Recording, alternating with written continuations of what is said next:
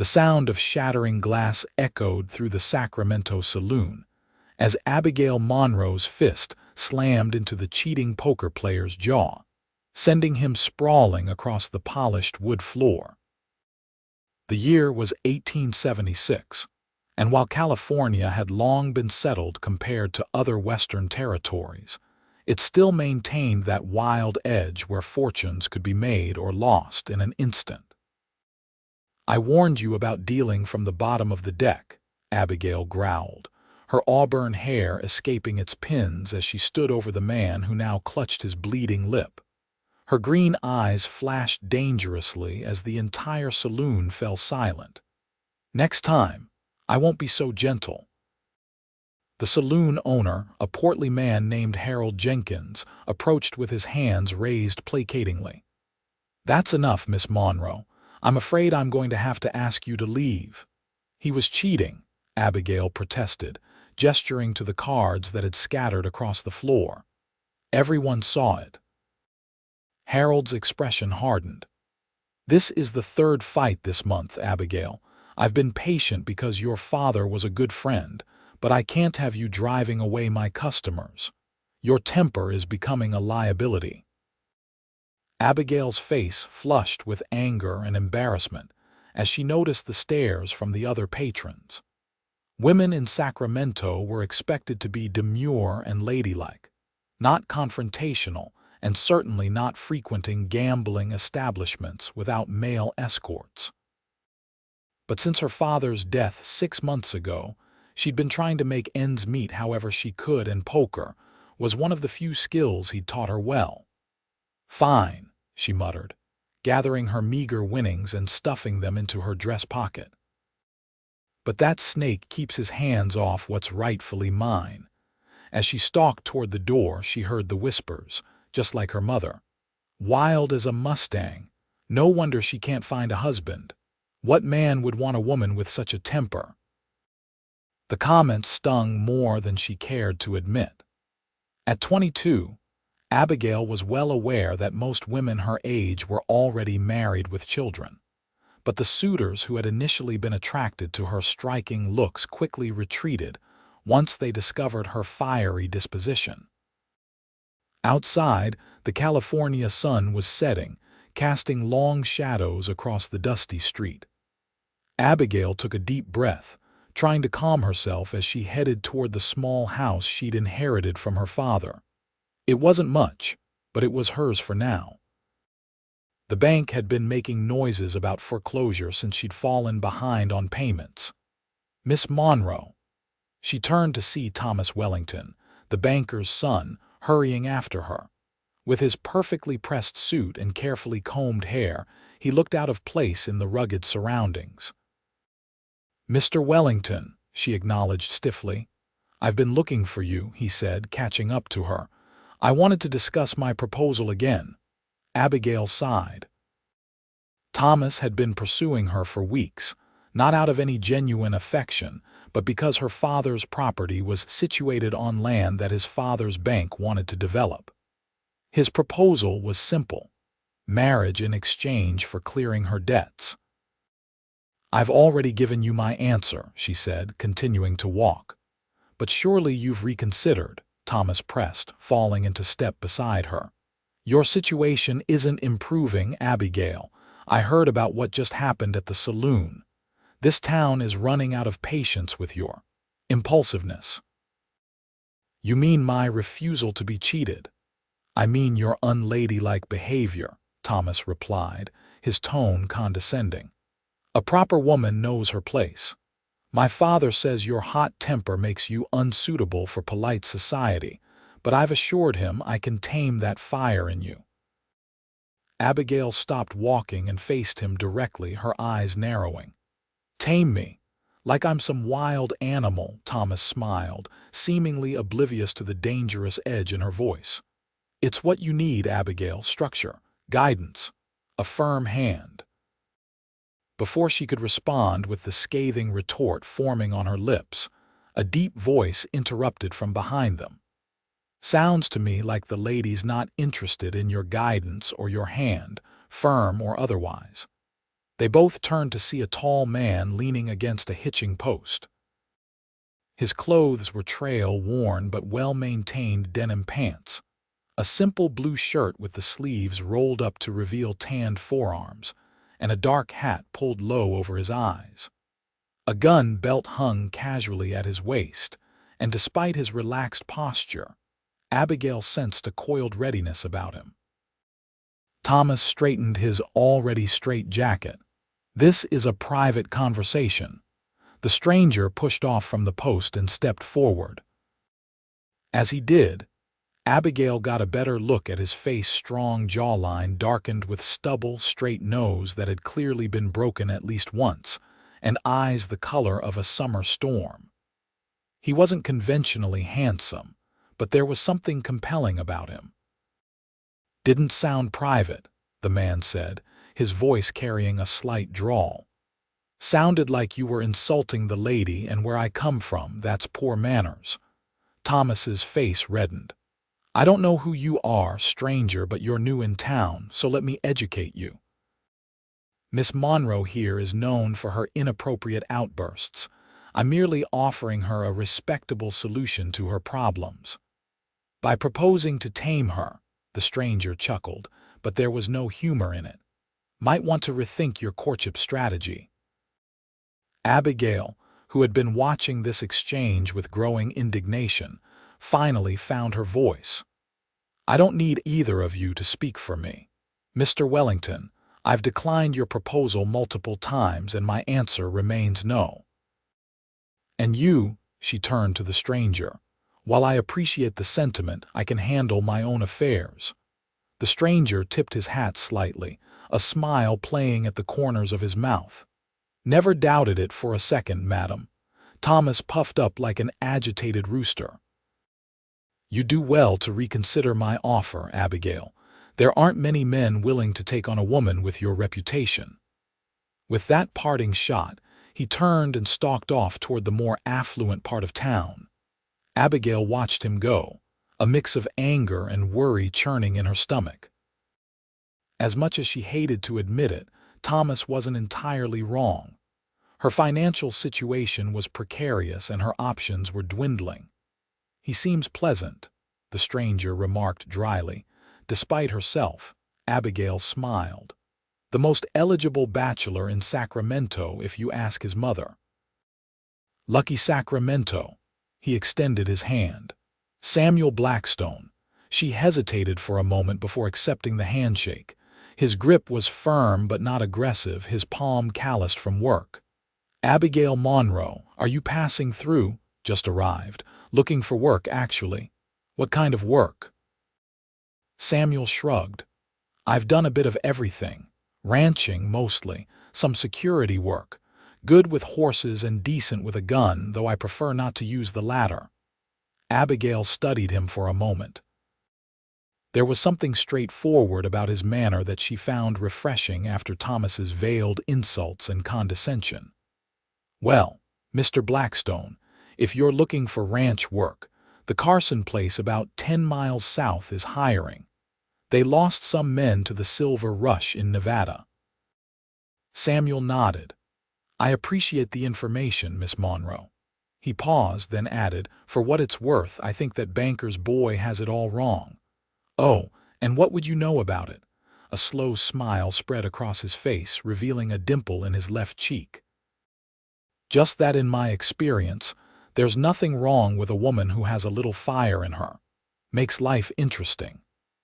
With that, he tipped his hat again and continued down the street, leaving Abigail staring after him, unsure whether to be flattered or suspicious of his motives. One thing was certain: Samuel Blackstone was unlike any man she'd met in Sacramento. The next morning, Abigail woke to insistent knocking at her front door. Throwing a shawl over her nightgown, she opened it to find Mrs. Peterson, the owner of the boarding house where she sometimes worked as a cook when finances were particularly tight. "Thank goodness you're home," Mrs. Peterson said, her plump face creased with concern. "I need your help, dear. My regular cook has taken ill and I have a house full of hungry boarders." Abigail ran a hand through her sleep-tousled hair. "Of course. Give me 10 minutes to dress." 30 minutes later, she was in Mrs. Peterson's kitchen, expertly flipping flapjacks and frying bacon. The work was hot and demanding, but Abigail found a certain satisfaction in the simple tasks. It was honest labor, and Mrs. Peterson paid fairly. As she worked, her mind drifted to her encounter with Samuel Blackstone the previous evening. There had been something in the way he looked at her, not with pity or judgment, but with a kind of appreciation that made her feel seen rather than scrutinized. "More coffee for table 3, Mrs. Peterson called, interrupting her thoughts. "And that new boarder at table 6 wants to speak with the cook. Says the breakfast is the best he's had in months." Curious, Abigail wiped her hands on her apron and stepped into the dining room. Her eyes immediately found table 6, where Samuel Blackstone sat nursing a cup of coffee. When he saw her, he smiled that same slow smile from the night before. "Miss Monroe," he greeted her, "I didn't realize you were the culinary genius behind this meal." "Just helping out," she replied, suddenly conscious of her appearance, hair hastily pinned up, cheeks flushed from the kitchen heat, a smudge of flour likely somewhere on her face. "Mrs. Peterson's regular cook is unwell." "Well, your flapjacks may have just convinced me to extend my stay in Sacramento." Abigail felt a blush rising to her cheeks and silently cursed her fair complexion for betraying her. "You're too kind, Mr. Blackstone. Did you find work at the Carson Ranch?" "Haven't had the chance to ride out there yet," he admitted. "Thought I'd get my bearings in town first. Speaking of which," he leaned forward slightly, lowering his voice, "I couldn't help overhearing some gossip about the local poker game at the Golden Ace Saloon. Apparently, there was quite the commotion yesterday when someone called out a cheater." Abigail tensed, expecting the usual disapproval, but Samuel's expression remained open and curious. "The way I heard it," he continued, "the cheater got what was coming to him." Not many people have the courage to stand up like that, especially when they are outnumbered. "Perhaps they have a problem controlling their temper," Abigail suggested cautiously. Samuel shook his head. "Sounds more like a strong sense of justice to me." He finished his coffee and stood. "Thank you for the excellent breakfast, Miss Monroe. I hope to see you around town." As he walked away, Abigail realized he'd left a generous tip on the table, far more than the meal was worth. Pride made her want to run after him and return the extra money, but practicality kept her rooted to the spot. She needed every cent she could get. Later that afternoon, after finishing her work at the boarding house, Abigail made her way to the general store. She needed supplies, and Mr. Olson sometimes let her buy on credit when times were tough. The bell above the door jingled as she entered, and she nodded a greeting to Mr. Olson behind the counter. The store was busy, with several women examining fabrics and men discussing the latest shipment of tools. Abigail headed for the basic supplies section, mentally calculating how little she could get by with. As she reached for a small bag of flour, she overheard a conversation from the next aisle. "Did you hear about Abigail Monroe's latest outburst?" It was Mrs. Wellington, Thomas's mother, speaking to Mrs. Hollister, the mayor's wife. "Struck a man right in the face at the saloon. Harold Jenkins had to throw her out. That girl has been nothing but trouble since her mother ran off," Mrs. Hollister replied. "It's in her blood, I tell you, wild as the day is long. Thomas has taken a charitable interest in her situation," Mrs. Wellington continued, her voice dripping with false concern.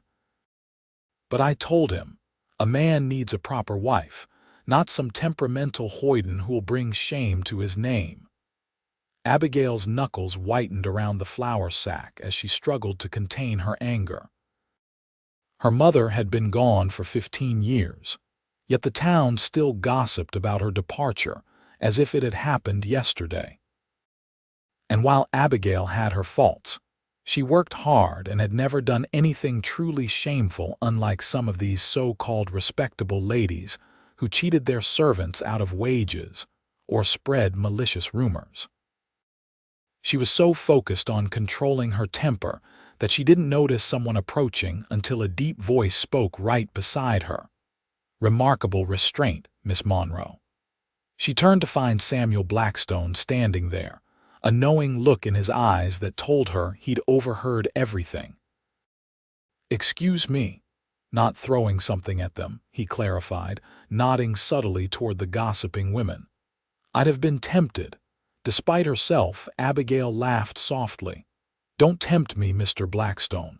My reputation is apparently bad enough already." "Reputations are just stories people tell," he said with a shrug. "They rarely capture the truth of a person." He glanced at her nearly empty basket. "Shopping light today." Abigail straightened her shoulders. "Just getting the essentials." Samuel seemed to sense her pride and didn't press the issue. Instead, he said, "I rode out to the Carson place this morning. You were right, they were hiring. I start tomorrow." "That's good news," she said, genuinely pleased for him. "It's decent work and the Carsons are fair employers. The way I see it, steady work means I can afford to challenge you to a game of poker sometime." His eyes twinkled with mischief. "Unless you're worried about losing to a newcomer." The unexpectedness of his challenge made her smile. "Mr. Blackstone, I never lose at poker when the game is fair." "Is that so?" His expression grew more serious. "In that case, I've been hearing about a high-stakes game happening tonight at the Silver Dollar outside of town, supposedly more reputable than some of the local establishments." Abigail hesitated. The Silver Dollar was indeed more reputable, catering to wealthier ranchers and businessmen rather than the usual drifters and miners. The stakes would be higher, which meant both greater risk and greater potential reward, and she needed money desperately. "I don't think I'd be welcome there," she said finally. "Women aren't exactly encouraged at the gaming tables." "Probably not," Samuel agreed, "but I'd be welcome enough and I'm a decent player. I was thinking we might collaborate." Abigail raised an eyebrow. "Collaborate?" "I'll play," Samuel explained. "You advise. We split the winnings. With your skills and my acceptable male presence, we could do well for ourselves." It was a tempting proposition. The chance to play poker without the scrutiny and judgment through Samuel as a proxy. "Why would you offer this?" she asked suspiciously. "You hardly know me." Samuel considered the question for a moment. "Let's just say I've been on the receiving end of unfair judgment before and I don't care for it. Besides," he grinned, "I genuinely believe we'd make a formidable team." Before Abigail could respond, Mrs. Wellington and Mrs. Hollister rounded the corner, stopping short when they saw her standing with Samuel. Their expressions turned from surprise to calculated assessment as they took in Samuel's tall figure and reasonably decent clothes. "Good afternoon," Mrs. Wellington said with forced politeness. "I don't believe we've been introduced to your friend, Miss Monroe." Abigail bit back the sharp retort that immediately came to mind. "Mrs. Wellington, Mrs. Hollister, this is Mr. Samuel Blackstone. He's recently arrived in Sacramento." Samuel tipped his hat politely, but Abigail noticed a certain coolness in his eyes that hadn't been there moments before. "Ladies." "Mr. Blackstone," Mrs. Wellington purred, clearly reassessing him as a potential match for one of the suitable young ladies in town rather than for Abigail. "What brings you to our community?" "Work," Samuel replied simply, "and the company." He glanced at Abigail with a warmth that made her cheeks heat up again. Mrs. Hollister's eyebrows nearly disappeared into her hairline. "Well, I do hope you'll join us for the town social next weekend. It would be an excellent opportunity for you to meet some of Sacramento's finest families." "Thank you for the invitation," Samuel said, his tone giving nothing away. "I'll consider it. If you'll excuse us, Miss Monroe and I have plans to discuss." Taking Abigail gently by the elbow, he guided her away from the now whispering women and toward the counter where Mr. Olson waited. "You didn't have to do that," Abigail murmured once they were out of earshot. "Do what?" "Imply we have plans. They'll have the whole town talking by sundown." Samuel looked genuinely confused. "We do have plans to discuss. The poker game, remember?" Abigail shook her head, both amused and exasperated. "You're either incredibly naive about small-town gossip or deliberately stirring the pot, Mr. Blackstone." "Call me Samuel," he said, avoiding the accusation. "And you haven't given me an answer about tonight." She shouldn't go. It was risky, and her reputation was already hanging by a thread. Being seen leaving town with a man she'd just met would only fuel the gossip mill further.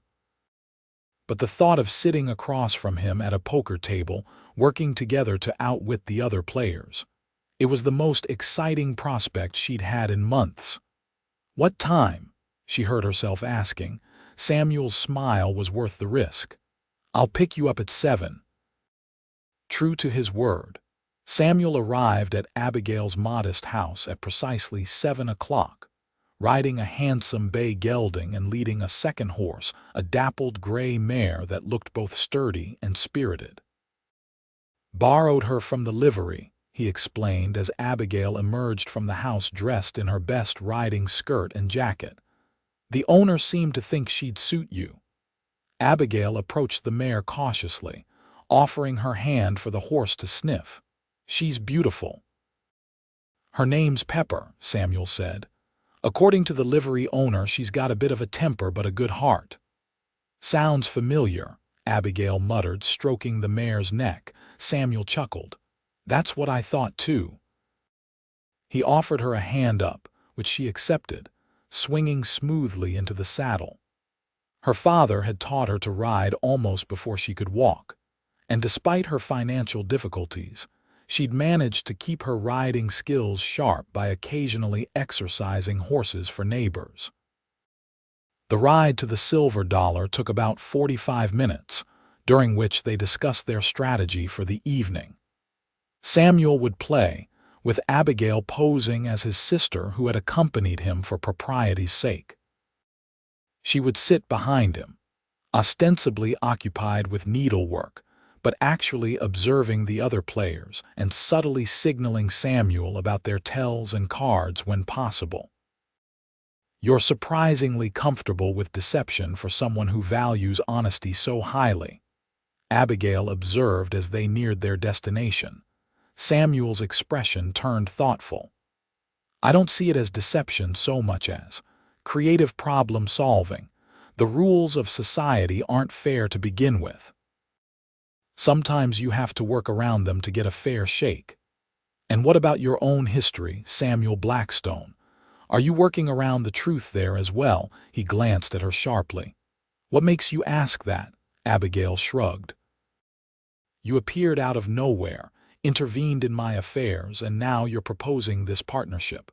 Forgive me for being cautious, but in my experience, men don't offer help without expecting something in return." Samuel was quiet for a long moment. "That's fair," he finally said. "I haven't told you much about myself. Truth is, I've been drifting for a while. Used to have a small ranch in Colorado, but lost it after some bad luck and worse decisions. Been working my way west ever since, taking jobs where I can find them." "And what brought you to Sacramento specifically?" He hesitated. "Heard there were opportunities, and I needed a fresh start." Abigail sensed there was more to the story, but before she could press further, the Silver Dollar came into view. It was a large, well-maintained structure on the outskirts of town, with several horses already hitched outside and light spilling from its windows. "Ready?" Samuel asked as they dismounted. Abigail took a deep breath, suddenly nervous. "As I'll ever be." Inside, The silver dollar was a far cry from the rough saloons in town. The floors were clean, the bar polished, and the clientele well-dressed. Several card games were already in progress, with serious-faced men clustered around green felt tables. As they'd expected, Abigail drew curious looks, but Samuel smoothly explained her presence to the bartender, who nodded and showed them to one of the poker tables. The other players, 4 men ranging from their 30s to their 60s, gave Samuel measuring looks and Abigail dubious ones. "My sister insisted on accompanying me," Samuel explained with just the right amount of exasperation in his voice. "Family visiting from back east. Promised our mother I'd keep an eye on her." Abigail adopted an expression of prim disapproval that she'd seen countless times on Mrs. Wellington's face, pulling out her small embroidery hoop as she settled into a chair slightly behind Samuel. "Just don't distract the players, miss," one of the men said gruffly. "I assure you, sir, nothing interests me less than card games," she replied demurely, casting her eyes down to her needlework. The game began, and Abigail surreptitiously observed. It took only a few hands to identify the players' tells. The older man with the mustache who touched his wedding ring when he bluffed. The young rancher who drummed his fingers when he had a good hand. The businessman whose right eye twitched almost imperceptibly when he was excited about his cards. Samuel played conservatively at first, getting a feel for the table. He was better than Abigail had expected, calm, observant, with a good poker face. When he won his first significant pot with a full house, he shot her a quick glance, and she gave him a slight nod of approval. They developed a subtle system of communication.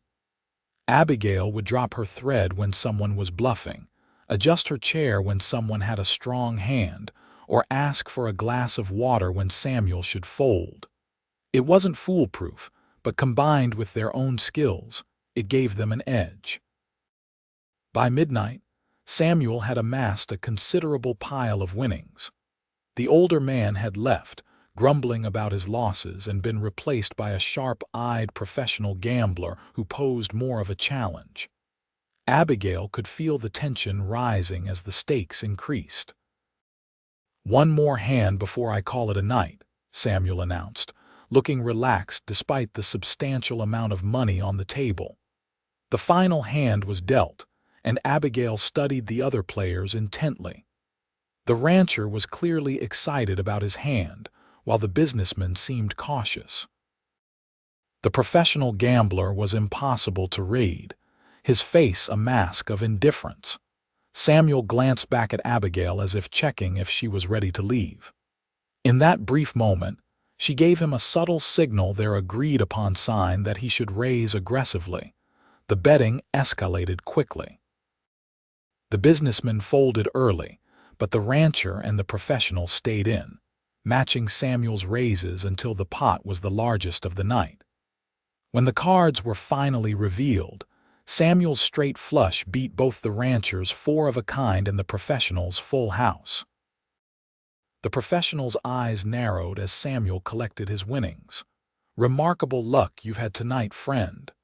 "Sometimes the cards just fall right," Samuel replied easily, though Abigail noticed his hand casually moving closer to his gun belt. "Indeed." The gambler's gaze shifted to Abigail.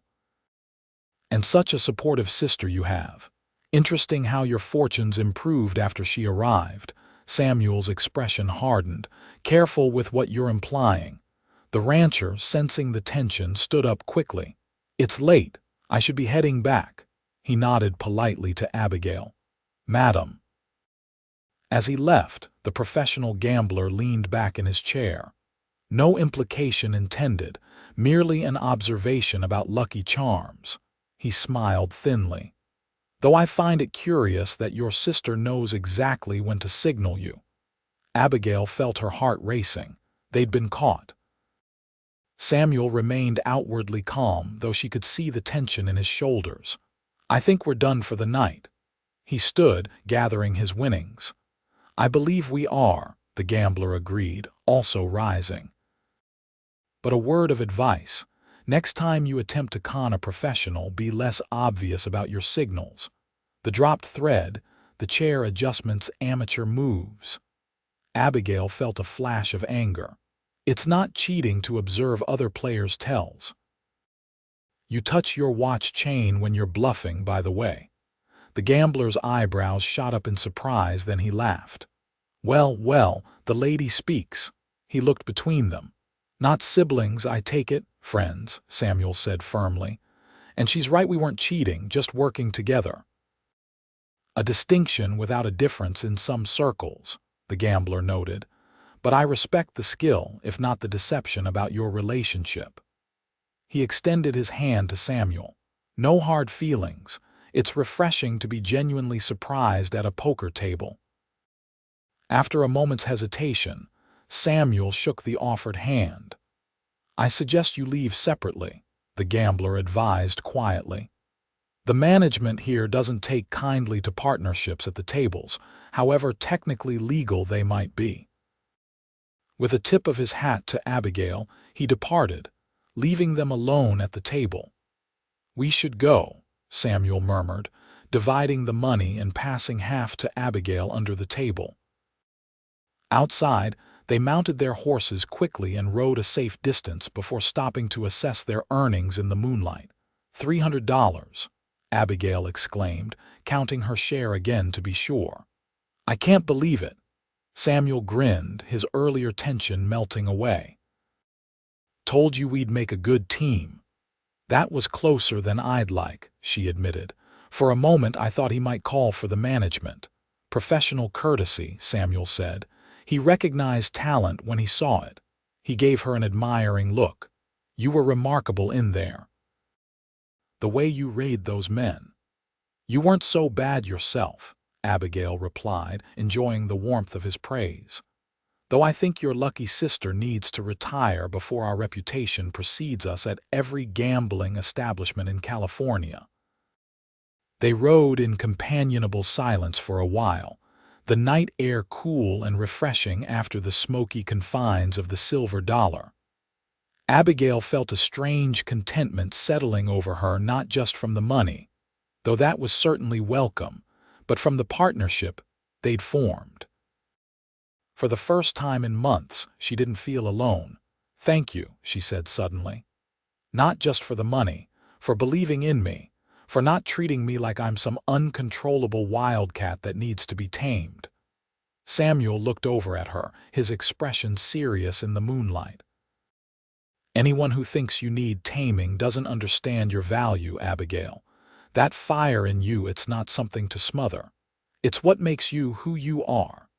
His words wrapped around her heart like a warm blanket. Without thinking, she leaned over from her saddle and kissed his cheek, a quick, impulsive gesture that surprised them both. What was that for? He asked, his voice slightly husky. For seeing me, she replied simply. The real me. As they rode back toward Sacramento, Abigail felt something shift between them, a connection forming that went beyond their successful gambling venture. It was terrifying and exhilarating all at once, like standing on the edge of a cliff and choosing to leap. The next week passed in a blur for Abigail. With her share of the poker winnings, she was able to pay off some of her most pressing debts, including 2 months of back payments to the bank. The relief of financial breathing room gave her a newfound energy, and she found herself smiling more often than not. Samuel, true to his word, had started working at the Carson Ranch, but he rode into town most evenings. Sometimes they would have dinner at the boarding house where Mrs. Peterson had taken a liking to Samuel and always ensured they had a good table. Other times, they would simply walk through town, talking about everything and nothing. Abigail learned that Samuel had grown up on a small farm in Missouri, that he had a younger sister living in St. Louis, and that he'd spent time as a cavalry scout during the final years of the war, though he spoke little about that experience. He was 30 years old, had never been married, and could recite lengthy passages of Shakespeare, a skill he attributed to a schoolteacher who had recognized his quick mind despite his sporadic attendance. In turn, she told him about her father, a former prospector who had struck it moderately rich during the gold rush, only to lose most of his fortune to bad investments. About her mother, who had abandoned them when Abigail was 7, leaving for San Francisco with a traveling salesman. About the piano lessons she'd adored but had to give up after her father's death because she couldn't afford to maintain the instrument. The more time they spent together, the more Abigail felt herself drawn to Samuel. It wasn't just his kindness or his acceptance of her spirited nature. There was a depth to him, a thoughtful intelligence combined with practical capability that she found increasingly attractive. Of course, their growing relationship did not go unnoticed in a town the size of Sacramento. Whispers followed them, some approving, many dubious. Thomas Wellington made a point of cutting them both in public, while his mother spread rumors that Samuel was simply using Abigail to gain access to her property. "Does it bother you?" Samuel asked one evening as they sat on the porch of her house, watching the sunset. The talk. Abigail considered the question. A month ago, the gossip would have stung deeply. Now, with Samuel beside her, it seemed less important. "Not as much as it used to," she admitted, "though I worry that it might affect your standing at the ranch." Samuel chuckled. "Mr. Carson actually took me aside yesterday to say he was pleased to see me courting a local girl instead of carousing with saloon women like some of his other hands." Abigail felt her cheeks warm. "Courting? Is that what you're doing, Mr. Blackstone?" His expression turned serious. "I'd like to be, if that's agreeable to you, Miss Monroe." Her heart skipped a beat. Despite the growing closeness between them, neither had put a name to their relationship until now. I think I would like that very much." The smile that lit up his face made her breath catch. Slowly, giving her time to pull away if she chose, Samuel leaned toward her. His lips met hers in a gentle, questioning kiss that quickly deepened as Abigail responded, her hand coming up to rest against his chest. When they finally broke apart, both slightly breathless, Samuel rested his forehead against hers. "I've been wanting to do that since the night we met." "What took you so long?" she teased, reveling in the warmth of his nearness. "I was waiting for the right moment," he replied, tucking a strand of hair behind her ear. "And for you to be sure about me." Their newfound understanding seemed to deepen their connection. Over the next few weeks, Samuel became a regular fixture at Abigail's house, helping with repairs she'd been unable to manage alone, and often bringing small gifts, a book of poetry, fresh flowers, once even a set of piano sheet music that made her eyes fill with tears. "But I don't have a piano anymore," she said, running her fingers over the beautiful notes on the page. "Not yet," Samuel agreed mysteriously. "But someday." It was the casual way he referenced a shared future that made Abigail realize how serious their relationship had become. Without her noticing, Samuel had woven himself into the fabric of her life, filling spaces she hadn't even realized were empty. Not everything was smooth sailing, however. Abigail's temper, while less frequently triggered now that her circumstances had improved, still flared occasionally. One afternoon at the general store, she overheard Mrs. Wellington telling a newcomer that Abigail was tolerated in town only because of her father's memory, and that Samuel was clearly after her property. "After all," the woman said with vicious sweetness, "what else could attract a decent man to someone with her disposition? She's pretty enough, I suppose, but that temper, like a wildcat, they say." Before she could think better of it, Abigail rounded the corner and confronted the startled woman. "If you have something to say about me, Mrs. Wellington, I'd appreciate you saying it to my face." Mrs. Wellington drew herself up, clearly affronted but not backing down. "I was merely explaining local matters to Mrs. Bennet here. No need to prove my point about your temperament by creating a scene. Creating a scene. By asking you not to spread malicious gossip." Abigail felt her anger rising. "You've been trying to undermine me since the day your son decided he wanted my property. Well, let me make something perfectly clear. I will never sell to your family, and I will never marry your pompous, controlling son. Is that clear enough for you?" By now, several other shoppers had stopped to watch the confrontation. Mrs. Wellington's face had turned an alarming shade of red. "How dare you speak to me this way? This is exactly why no respectable family in this town will ever truly accept you, Abigail Monroe. You're just like your mother, wild, uncontrollable, destined to bring shame to anyone foolish enough to associate with you." The mention of her mother was like a slap in the face. Abigail took a step forward, not entirely sure what she intended to do when a firm hand grasped her elbow. "Abigail." Samuel's voice was calm but carried an unmistakable note of warning. "I've been looking for you." She turned to find him standing beside her, his expression neutral but his eyes conveying a silent message. "Not here. Not like this." Taking a deep breath, Abigail forced herself to step back. "Mrs. Wellington and I were just concluding our conversation." "Indeed, Mrs." Wellington sniffed, adjusting her shawl with trembling hands. "Mr. Blackstone, I suggest you reconsider the company you keep.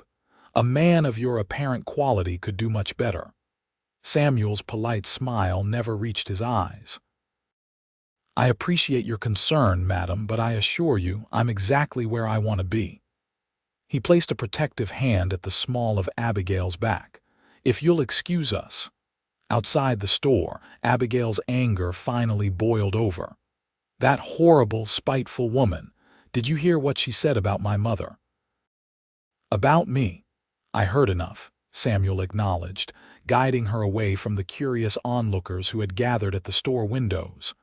"But causing a public scene only gives credence to her accusations, Abigail. So I should just let her spread lies about me, about us." "No," he said firmly. "But there are more effective ways to fight back than losing your temper in the middle of the general store." Abigail pulled away from him, suddenly defensive.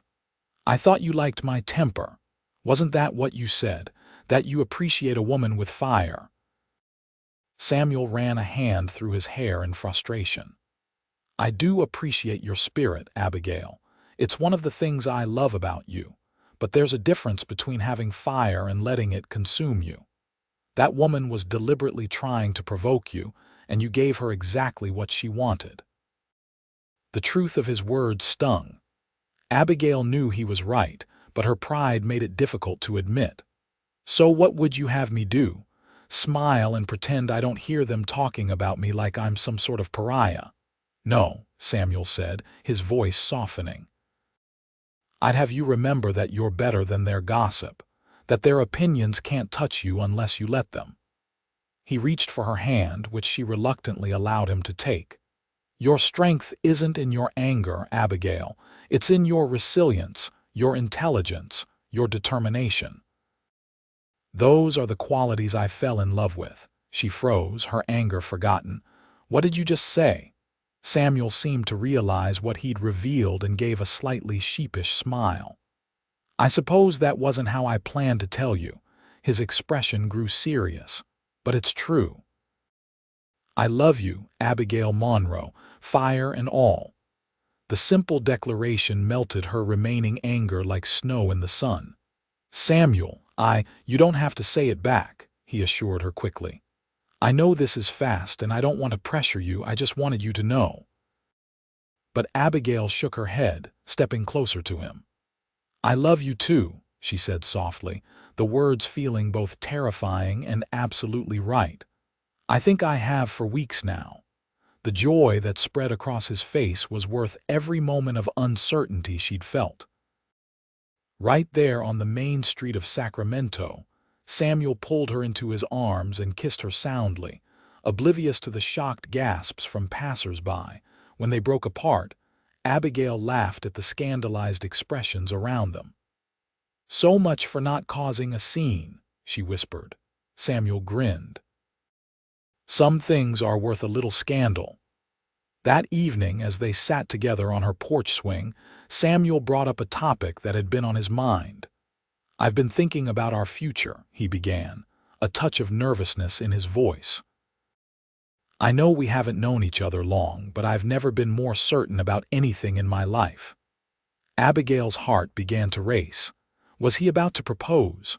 While she loved him, the thought of marriage so soon was daunting. "The Carsons have offered me a permanent position as their foreman," Samuel continued. "The previous man is moving to Oregon, and they've been pleased with my work." "That's wonderful," Abigail said, genuinely happy for him but also relieved that the conversation wasn't heading where she'd feared. "It's a good position with a reputable family." "It is," he agreed, "but I've been considering another possibility." He took her hand. "What would you think about starting our own place?" Abigail blinked in surprise. "Our own ranch, you mean?" Samuel nodded. "There's land available about 20 miles east of here, closer to the foothills. Not as developed as the Carson place, but good water access and plenty of room for cattle. With your property as collateral and our savings from the poker game, we might be able to secure a loan." "You've given this serious thought," Abigail observed, both touched and slightly overwhelmed by the scope of his plans.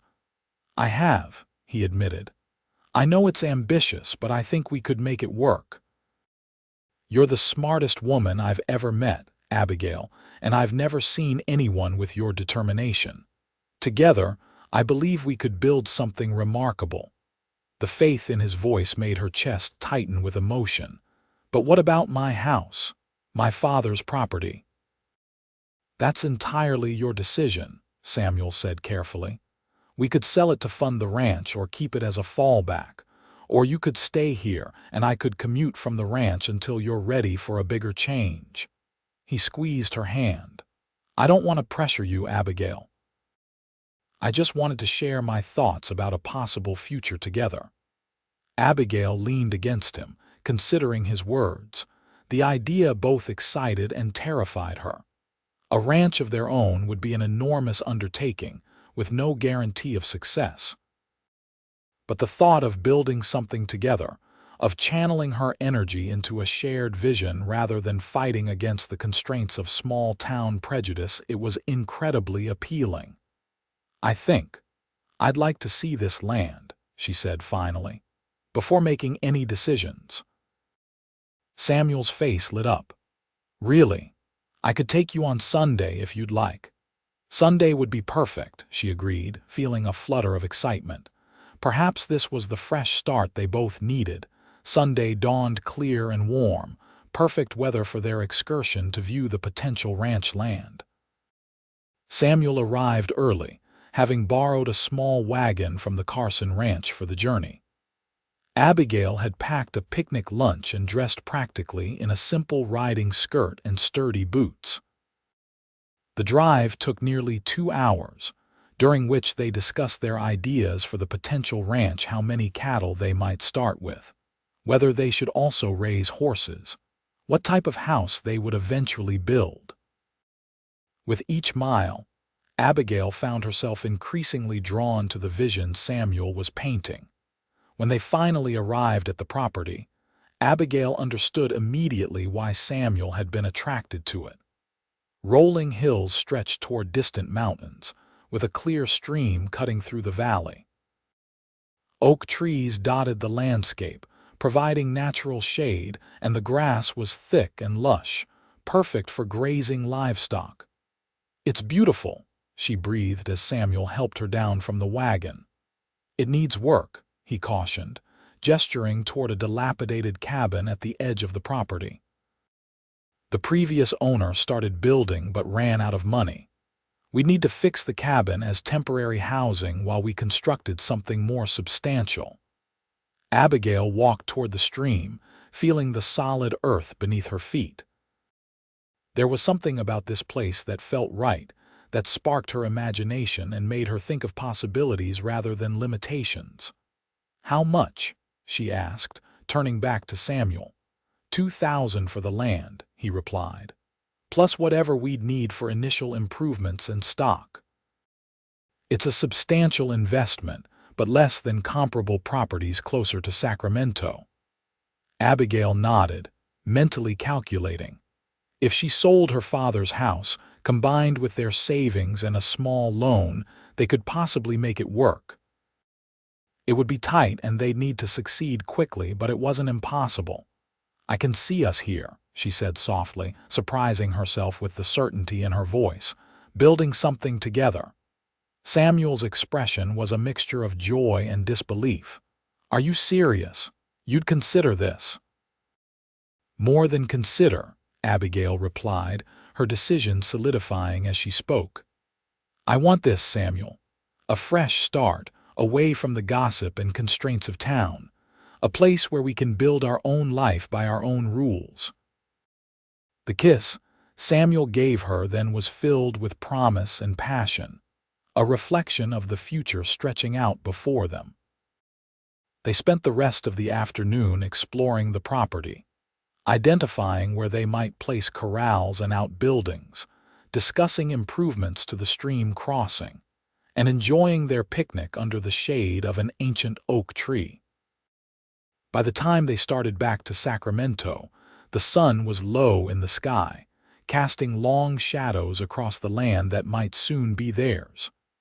"We should speak to the bank as soon as possible," Samuel said as they drove. "Land like this won't stay available for long." Abigail nodded, a mixture of excitement and anxiety churning in her stomach. "I'll need to put my house on the market. It won't fetch much, but every dollar will help." "Are you sure about that?" Samuel asked, his expression concerned. "It's your family home. I don't want you to regret letting it go." Abigail thought about the house, the memories it contained, both good and painful. Her father's laughter, her mother's abandonment, the years of struggle and loneliness since his death. "I'm sure," she said firmly. "The house is part of my past. I'm ready for our future." The smile Samuel gave her was worth any sacrifice. The next few weeks were a whirlwind of activity. Samuel took time off from the ranch to meet with the bank about financing, while Abigail put her house on the market and began sorting through her belongings, deciding what to keep and what to sell or donate.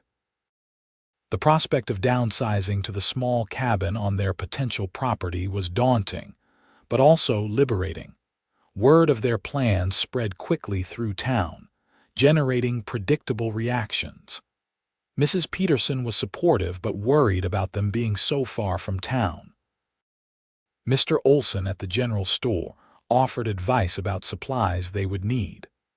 Thomas Wellington made a lowball offer on Abigail's house, which she promptly rejected, while his mother spread rumors that they were fleeing town because Samuel had gambling debts. But the most surprising reaction came from Harold Jenkins, the saloon owner who had once banned Abigail for her temper. "Heard you're looking to start a ranch," he said gruffly when he encountered Abigail at the post office one afternoon. Abigail tensed, expecting criticism. "That's right. Samuel and I have found land east of here." Harold nodded thoughtfully. "Your father was one of the best horsemen I ever knew, taught you well from what I've seen." "He did," Abigail agreed cautiously. "Been thinking of investing in a breeding operation," Harold continued. "Thoroughbreds for racing. Good money in it if you know horses." He cleared his throat awkwardly. "Might be interested in a partnership if you and Blackstone are amenable. You'd handle the horses. I'd provide capital and connections for selling to the racing circuits in San Francisco." Abigail stared at him in shock. "You want to go into business with me, after throwing me out of your saloon?" Harold had the grace to look embarrassed. "That was business too, Miss Monroe. Can't have fights in my establishment, no matter how justified." He shrugged. but I've always respected your knowledge of horses, and Blackstone seems like a steady sort. Think about it, could be profitable for all of us."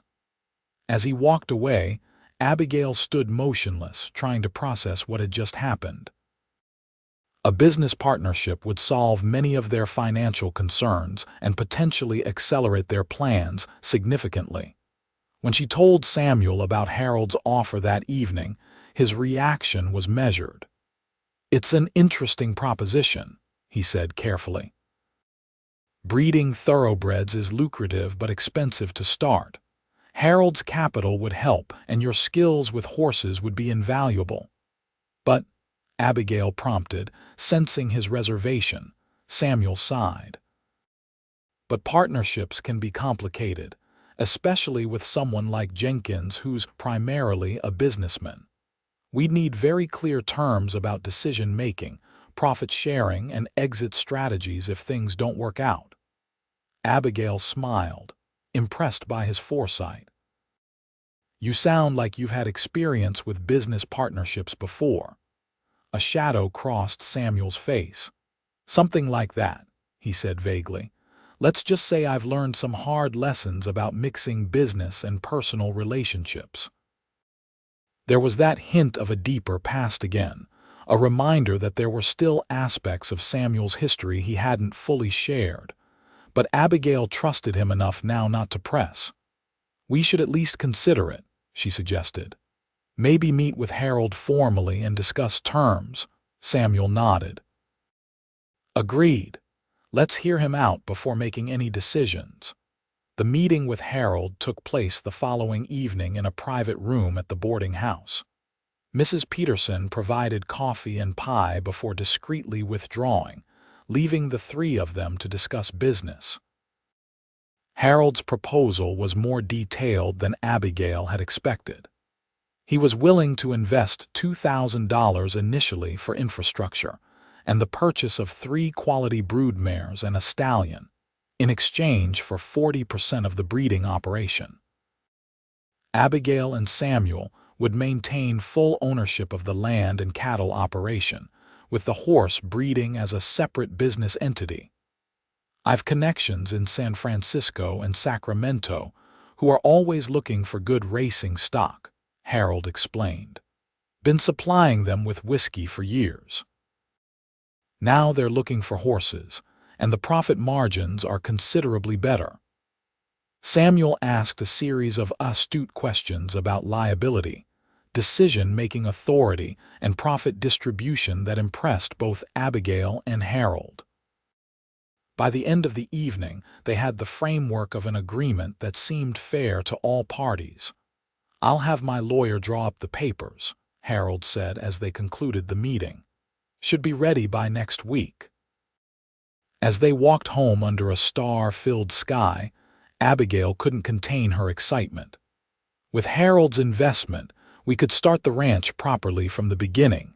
Better fencing, proper barns, maybe even begin construction on a real house sooner." Samuel smiled at her enthusiasm. "It does change our timeline considerably. And breeding thoroughbreds is something you've always wanted to do, isn't it?" "Since I was a girl," Abigail admitted. "My father used to take me to the races in San Francisco. I loved watching those magnificent animals run." She squeezed his hand. "Are you sure you're comfortable with this arrangement? Harold can be difficult." "So can you," Samuel teased, earning a playful swat from Abigail. "But seriously, the terms are fair, and he seems to genuinely respect your knowledge of horses. I think it could work." He paused, then added more soberly, "There's something else we should discuss, though."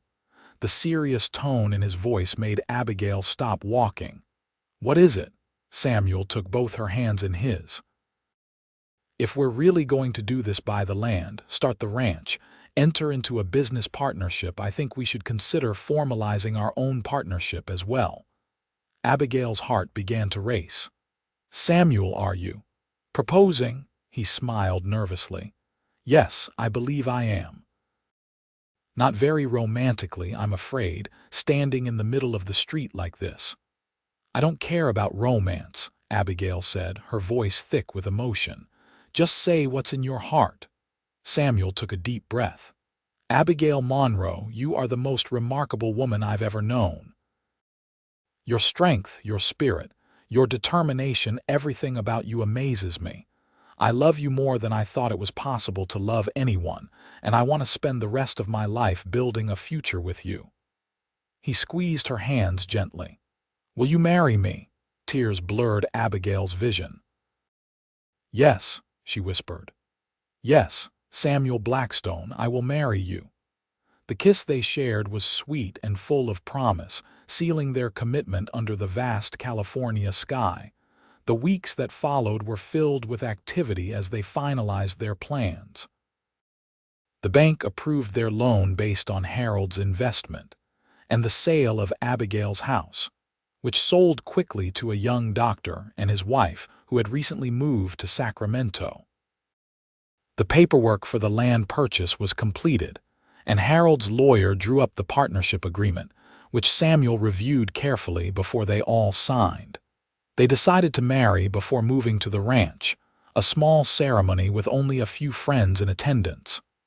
Mrs. Peterson insisted on hosting the reception at the boarding house, and Mr. Olson's wife volunteered to bake the wedding cake. As the day approached, Abigail found herself unexpectedly emotional about leaving Sacramento. Despite the gossip and judgment she'd endured, it had been her home her entire life. Every street held memories, every building a piece of her history.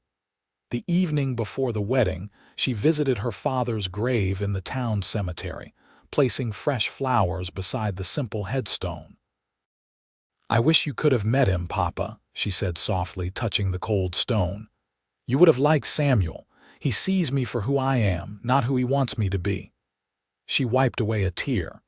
"I'm leaving Sacramento, but I'll come back to visit you. We're not going far, just to the foothills. Building our own place. I think you would approve." Lost in thought, she didn't hear the approaching footsteps until a voice spoke behind her. "I thought I might find you here."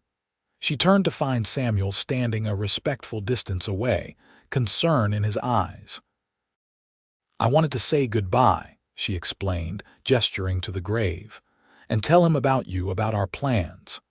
Samuel moved to stand beside her, placing a gentle hand on her shoulder. "I wish I could have met him too. From everything you've told me, he was a remarkable man." "He was," Abigail agreed, leaning into Samuel's comforting presence. "Strong but gentle, ambitious but kind. He taught me to stand up for myself, to never let anyone make me feel small." She laughed softly. "He's probably the reason I have such a temper. He always said, better to burn hot than never feel the warmth." "Wise man," Samuel murmured. "I'll have to thank him someday for raising such an incredible daughter." They stood in companionable silence for a few moments, the setting sun painting the cemetery in golden hues. "Are you ready for tomorrow?" Samuel finally asked. "No second thoughts." Abigail turned to face him fully. "No second thoughts about marrying you," she assured him. "Though I am a bit nervous about the ceremony itself. I've never been good at being the center of attention." Samuel chuckled. "Says the woman who knocked a man flat on his back in a crowded saloon." "That was different," she protested, but couldn't help smiling. "That was defending my honor. Tomorrow I have to stand in front of people in a white dress and not trip over my own feet." "Well, if you do trip," Samuel said, pulling her close, "I'll be right there to catch you." The simple promise, so characteristic of the man she'd come to love, filled Abigail with a deep certainty that she was making the right choice. Whatever challenges lay ahead, they would face them together. The wedding day dawned clear and beautiful, as if nature itself approved of their union. The ceremony was held in the small church near the center of town, with only about 20 guests in attendance. Mrs. Peterson had helped Abigail prepare, lending her a beautiful cameo brooch as something borrowed and fussing over her hair until it was arranged in an elegant updo. adorned with small white flowers. As Abigail waited in the church vestibule, a surprising visitor appeared. Harold Jenkins, looking uncomfortable in his Sunday best. "Miss Monroe," he greeted her formally. "You look lovely." "Thank you, Mr. Jenkins," she replied, genuinely touched by the compliment. Harold cleared his throat awkwardly. "I understand you have no family to give you away.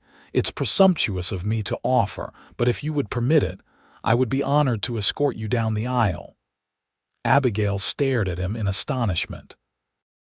Of all the people in Sacramento, Harold Jenkins was among the last she would have expected to make such a gesture. "Why?" she asked bluntly. Harold's weathered face softened slightly. "Your father was a good friend to me when I first came to California. Loaned me the money to start my first business when the banks wouldn't touch me." He shrugged. "I've not always been as kind to you as I should have been, given that history. Consider this a small attempt to make amends." Abigail felt a lump forming in her throat. "I would be honored, Mr. Jenkins. Thank you." When the music began and Abigail entered the church on Harold's arm, the look of pure love and admiration on Samuel's face made every hardship, every cruel word she'd endured in Sacramento, fade into insignificance. In that moment, there was only the two of them and the promise of the future they would build together. The ceremony was brief and meaningful. They exchanged simple gold bands and traditional vows, their voices clear and certain. When the minister pronounced them husband and wife, Samuel's kiss was gentle but held a promise of passion that made Abigail blush. The reception at the boarding house was a joyful affair. Mrs.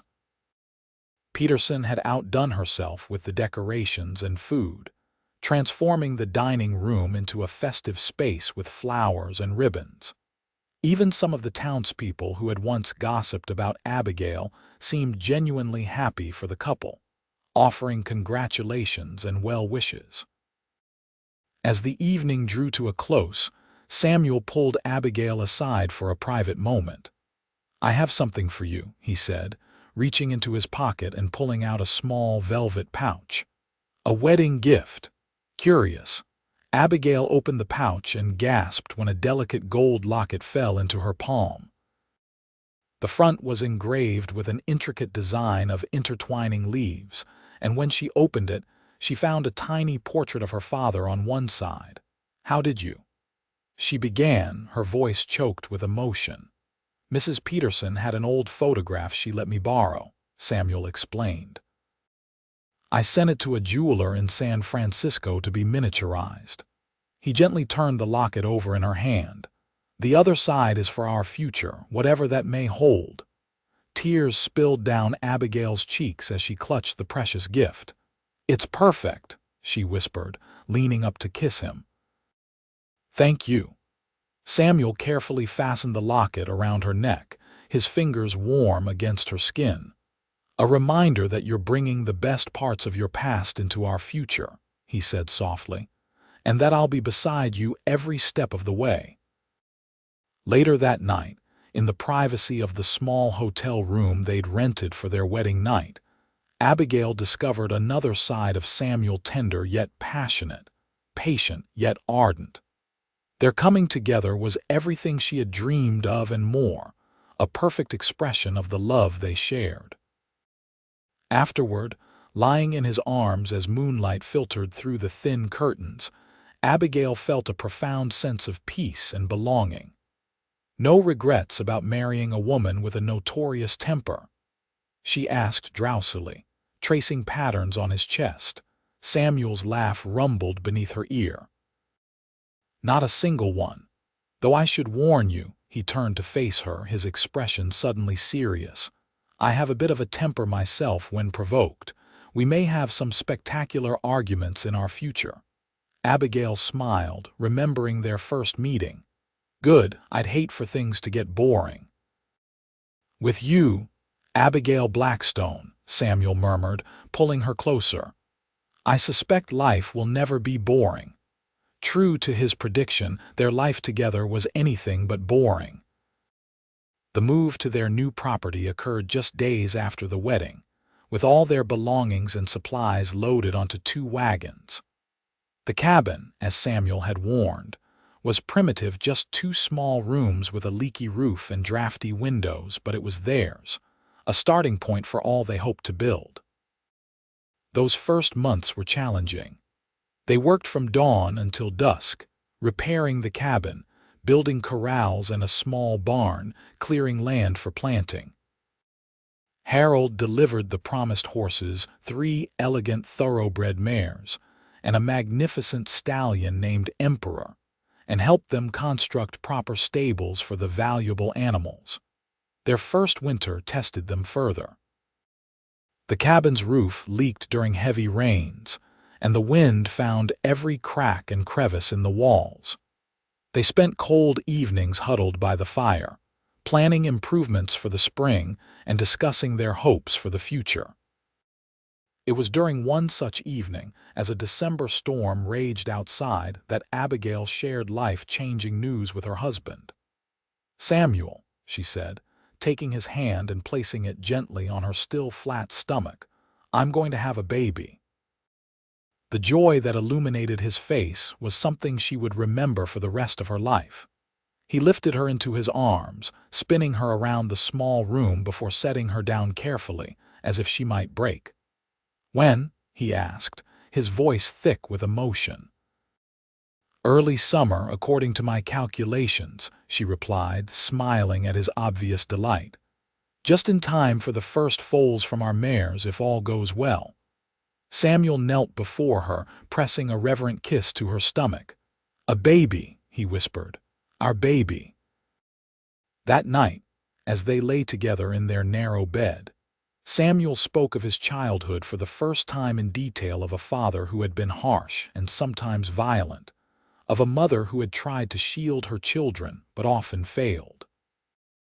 His voice grew tight as he promised their child would never know such fear or uncertainty.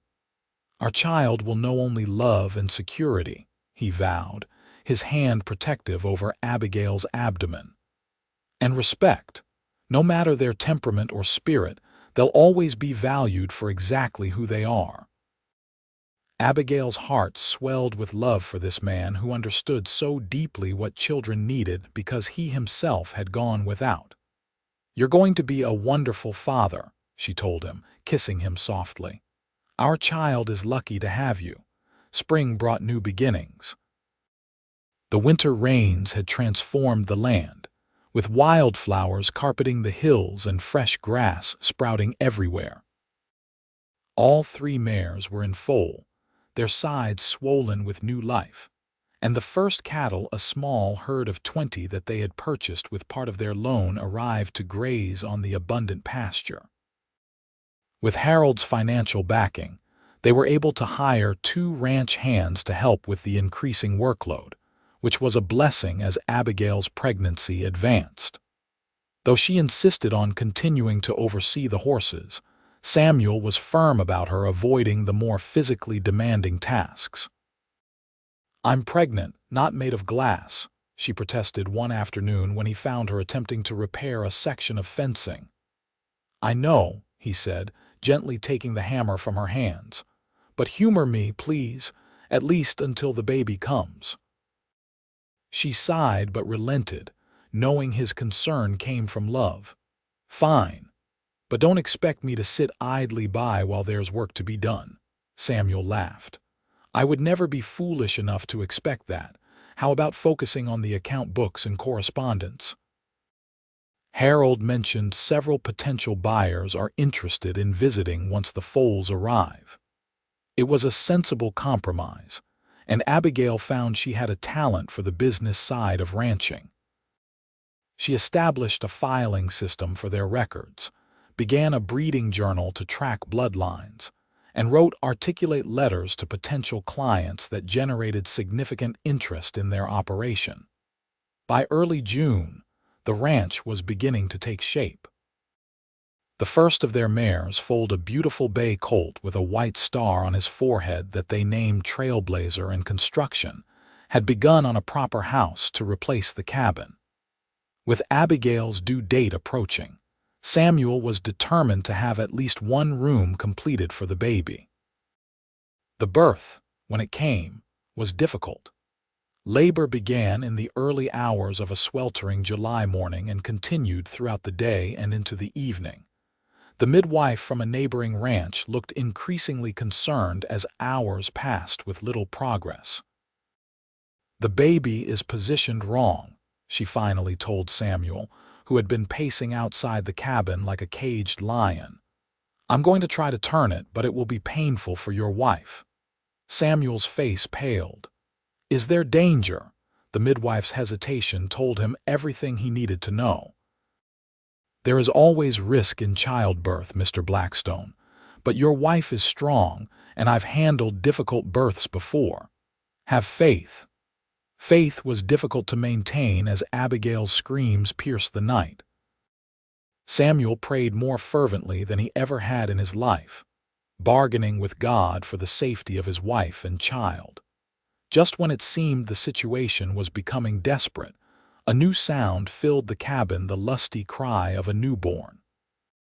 Samuel burst through the door to find the midwife wrapping a tiny, red-faced infant in a soft blanket. "Congratulations, Mr. Blackstone," she said, smiling despite her obvious exhaustion. "You have a healthy son."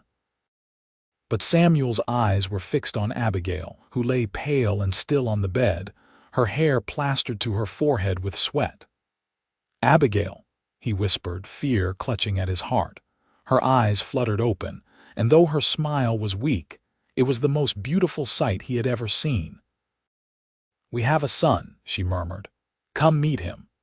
With trembling hands, Samuel took the small bundle from the midwife. The baby was perfect 10 fingers, 10 toes, a shock of dark hair, and when he opened his eyes briefly, Samuel saw they were the same deep green as his mother's. "What shall we name him?" Abigail asked softly. Samuel had only one answer. "James," he said. "After your father." Tears of joy spilled down Abigail's cheeks. "James Blackstone," she agreed. "It's perfect." The arrival of James seemed to accelerate the transformation of their ranch. By his first birthday, the new house was completed, a solid, 2-story structure with a wide porch and enough bedrooms for the large family Samuel hoped they would have. The horse breeding operation was thriving, with 2 of their first foals already sold for impressive sums to racing stables in San Francisco, and their cattle herd had tripled in size. Harold Jenkins visited regularly, always bringing extravagant gifts for James and news from Sacramento. On one such visit, he brought unexpected information. "Thomas Wellington has left town," he announced as they sat on the porch after dinner, watching the sunset paint the hills in gold and crimson. "Apparently, his father's bank made some poor investments. They've relocated to San Francisco to start fresh." Abigail, who was rocking James to sleep, exchanged a glance with Samuel. "That's unexpected," she said mildly. "Mrs. Wellington must be devastated to leave Sacramento society." Harold chuckled. "From what I hear, she had no choice. They sold almost everything to cover their debts." He took a sip of whiskey. "Seems fitting, somehow, given how they treated you." Abigail looked out across the land that had become their home, at the house they had built, at her son sleeping peacefully in her arms, and at her husband who watched her with love in his eyes. The Wellingtons and their judgment seemed like a distant memory from another life. "I bear them no ill will," she said honestly. "Without their rejection, I might never have been open to a different path, and this path has brought me more joy than I ever imagined possible." Later that night, after James was settled in his crib and Harold had retired to the guest room, Abigail and Samuel stood on the porch, his arms wrapped around her from behind as they gazed at the star-filled sky. "Any regrets?" Samuel asked softly, echoing the question she had asked him on their wedding night, Abigail turned in his embrace, looking up at the face she had come to know as well as her own. "Not a single one," she replied, "though I do wonder sometimes." "What?" A mischievous smile played at her lips. "If you still like a woman with fire, now that you've been burned a few times." Samuel laughed, pulling her closer. "Burned? Mrs. Blackstone, your fire has only ever warmed me." He kissed her deeply, with the same passion that had drawn them together from the beginning. "And I wouldn't have it any other way." Over the years that followed, the Blackstone Ranch grew into one of the most respected horse breeding operations in California. Abigail's expertise with thoroughbreds and Samuel's business acumen proved to be a winning combination, attracting clients from as far away as New York and Europe. Their family expanded too. James was joined by a sister, Elizabeth, 2 years later, and eventually by twin brothers, Robert and William, completing their family. All 4 children inherited varying degrees of their mother's spirited nature and their father's steady determination, a combination that served them well as they grew. Sacramento changed as California evolved, becoming more refined and less wild with each passing year. Occasionally, Abigail and Samuel would visit the city for supplies or business, sometimes encountering people who remembered the young woman with the notorious temper who had once scandalized the town. But the whispers and sideways glances no longer bothered Abigail.